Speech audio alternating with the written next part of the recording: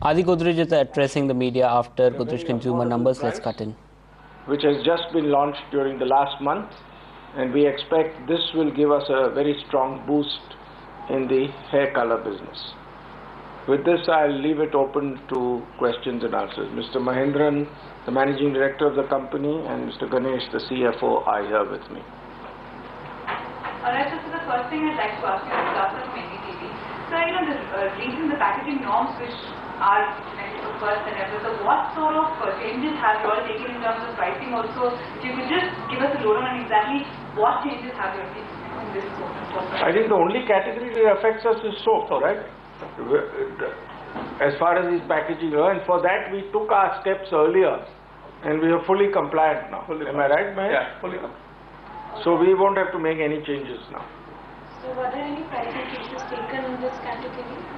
Yes, in soap we have, because the raw material prices have been rising.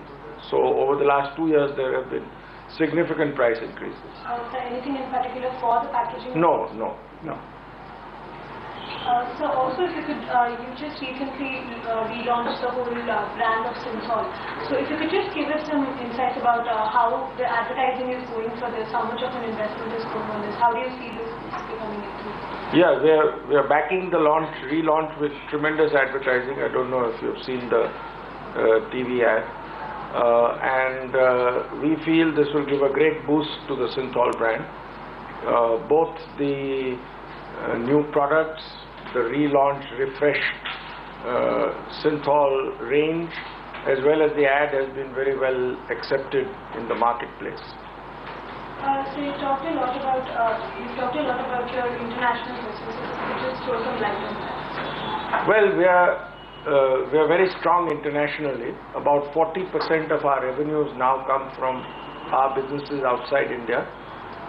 We have a 3x3 strategy to be in 3 continents in the developing world: Asia, Africa and South America, in 3 categories which we are very strong in India, which is hair care, especially hair color, household products, especially household insecticides, and personal wash. And we are now in several countries. We have manufacturing operations already in 6 African countries. We have manufacturing in Asia, in Indonesia, Bangladesh and Sri Lanka, and we have manufacturing operations in 3 South American countries, which is Argentina, Chile and Uruguay. So what kind of price pressures are you seeing on your raw material costs, and given the kind of commodity prices we're seeing across the globe, are you facing any further pressure on that? We had a lot of pressure on the raw material costs over the last 2 years. However, of late, one of the major raw materials we use, which is vegetable oils, especially for our soap business, prices have been declining quite considerably. So going forward, we think we will benefit from lower raw material costs. Will the benefit of this whole low cost will be passed on to the consumers? That we'll have to see how it works out, how it pans out, what competitors do. But yes, consumers are bound to benefit.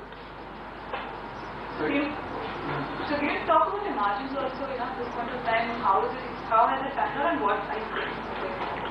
Margins have been under pressure when raw material costs go up. Margins have been under pressure, and we like to avoid passing on all the cost increases to the consumers. So through our efficiencies, through our improvement in productivity, we try and absorb a lot of the cost increase. We don't pass them all in, and to a certain extent margins have been affected, but our top line growth has been extremely strong. That has led to a lot of improvement in efficiencies. So our bottom line growth has also been very good. As you saw in the last quarter, we had a 35% increase in sales and a 25% increase in after-tax profit. And on the Well, that was Adi Godrej. But moving on, India's #3 software provider Wipro posted better than expected numbers for the second quarter.